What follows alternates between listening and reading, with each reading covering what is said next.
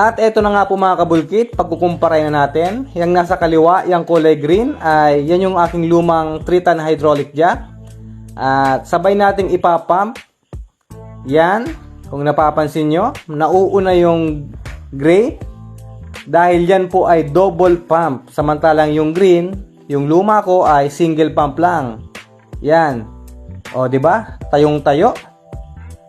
Yung gray ay parang 22 anyos lang, samantalang yung green ay 50. Hirap na patayuin.